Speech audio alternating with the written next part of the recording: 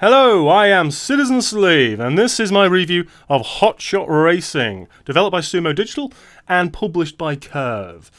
Now, this is a proper old-school arcade racer, and I love those things. They haven't been around a lot lately, and it's a breath of fresh air, this game, I found. Not only aesthetically, but also just gameplay-wise. It's just pure arcade racing, no gimmicks. There's no extra bells and whistles and power-ups and anything like that. It's a straight-up arcade racer. And I think it's bloody good. But let's talk about it. So first of all, let's talk about the graphics, which I think are excellent.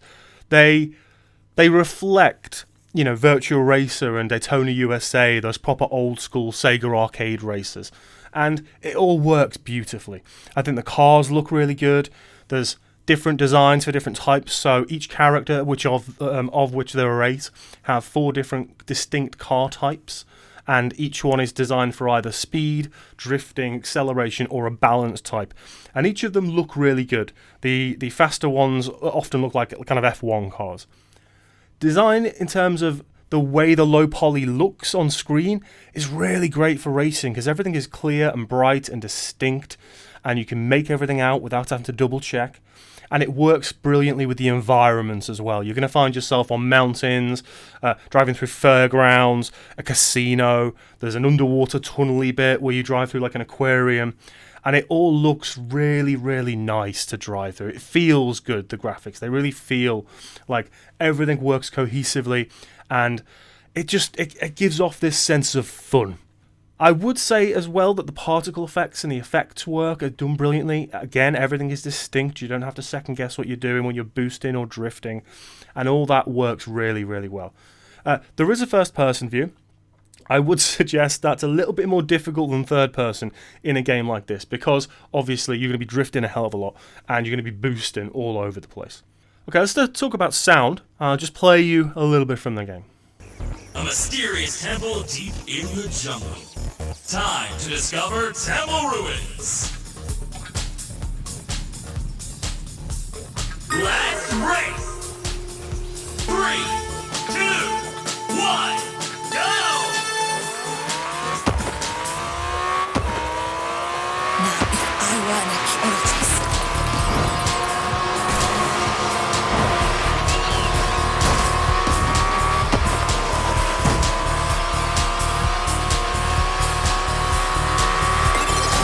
now the sound for the most part is okay. Perfectly serviceable. It's exactly as you'd expect like an old arcade racer like Outrun to be. So the music is made up of dance tracks which don't override the gameplay in any way. They don't get in the way of the other sound work, which is nice. The characters each have their own voice, but they don't interact. So you might hear your own driver, the player driver, speaking while you're racing, but you won't hear any of the other drivers, which is a bit of a shame. It would have been nice to have some interaction there. The sound effects are actually really, really good. Again, clear, distinct, they sound how they should, and there's nice separation between the environmental effects, the effects that you hear the vehicles have, your boosting, your drifting, all these different things. There's a nice separation there, so you can clearly hear each element in the sound design. The announcer as well is absolutely spot on old school Outrun Daytona USA. Exactly how you'd expect an announcer to sound in this type of proper homage to old school arcade racing. Okay, let's talk a bit about the game itself and the gameplay. Now, the game has a couple of single-player modes in its tournaments and its time trials, and then it has a multiplayer mode as well. So we'll discuss each one of them. The first, the actual tournament itself, is essentially 8-player races with the AI, with 4 races, structured very much like Mario Kart. And you win at different difficulty levels, from normal to hard, and then on to expert. Then time trial is exactly how you'd expect. You download a ghost. I downloaded a staff ghost when I tried, and you get a rolling start and you try and beat that time. The last part is the multiplayer. Now that's got a few different modes. There's ranked, there's straight up arcade racing, quick racing. You can host your own and join other people's. But there were problems with multiplayer, and we'll get to that after I've talked about the other stuff. So first let's just talk about pure gameplay itself. This game feels amazing to play. Like, Sumo have absolutely nailed the feel of the car, the feel of the drifting, the boost, the way you move around the track. It's incredibly tight, and it's right up there with like Burnout 2, Daytona. The drifting isn't as crazy as something like Outrun, but it's definitely in that little window. But it's incredibly lovely to play. So game feel, amazing. Now, when we come to difficulty levels, that's quite interesting, because normal is really easy and the rubber banding is really obvious. So I would just skip straight over that and try hard. Now, hard, unless you completely stack it, like once in the race and turn sideways, you'll probably still be able to catch up. There is a bit of rubber band in there. If you stack it twice, it's very unlikely. But when you get up to expert, I didn't see any rubber banding. Straight up racing, and it's difficult. Like, I haven't won an expert race yet. I think I came third in one of them. So that step up in difficulty, if you want a decent challenge, is there if you want it. Okay, let's talk a little bit about the multiplayer. Now, the modes are really cool. If you go into ranked, you can choose straight up arcade race, you can do cops and robbers, and you can have a mode where your car explodes. So quite interesting. Not loads, but quite interesting. The problem I found was getting a game for any of those. So I couldn't get anyone at all to join any ranked match. I couldn't get a quick race. The only way I could get a race online was to join somebody else's, find that they've got more than 4 people, which is the requirement for the race to start, and then join them and then race that way. I did have a few problems with times when we did have more than 4 people and the race just wouldn't start either.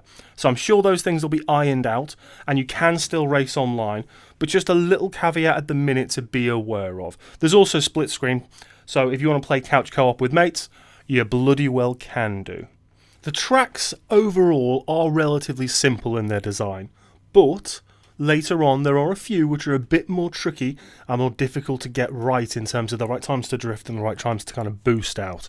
So there's a nice mix there, but on the whole, relatively simple track design. Now, there is some low-level customization in Hotshot Racing, and that's essentially the currency that you earn from races and challenges that you unlock in races will unlock certain things. That can be character clothes, that can be spoilers and bumpers for your car, you can change the colours and things like that. So really low level, but it's nice to see something in there just to make it a little bit more you when you want to play and customise. Now, the only other caveat I would give for this game is simply the fact it hasn't got an amazing amount of robust content. It's got a few modes, it's got some cool ways to play, it's got these challenges, like I said, per character, per car, but that's all there is. But given the price of the game, I don't think that's a major issue, and I would hope, if it's popular enough, they'll add more content in the future. I'm playing this on the Xbox One X, and I have to say so far, 0 tech issues or bugs at all. Everything is buttery smooth, and you'd kind of expect that given the graphics. But on Xbox One X specifically, it's 60 FPS, locked, no issues at all, which I think is one reason why those tight controls also feel so good. I really like this game. I would highly recommend it. It's out on PC, PS4, Xbox One, and on the Switch, and it's on Game Pass. So if it's on Game Pass and you've got Game Pass, there's no excuse not to get this downloaded, get those online player numbers risen up, and get some arcade racing on. It's currently discounted on Steam because I think it's in its launch window, so you can get it for, I think it's $15.99 UK pounds, and it's probably less, well, $20 American. So I'd say that's not a bad price. If you want a game that's unadulterated, proper arcade fun, pure and simple, this is brilliant. As I said, it's distinct. It feels interesting. It feels like a fresh breath air, even though we've had so many back in the 90s and early 2000s. Because we haven't had a game like this in a long time, I just hits the right nerve for us old school arcade racing guys who like a little bit of boost with our racing. You know what I mean? A little bit of boost. So anyway, highly recommended.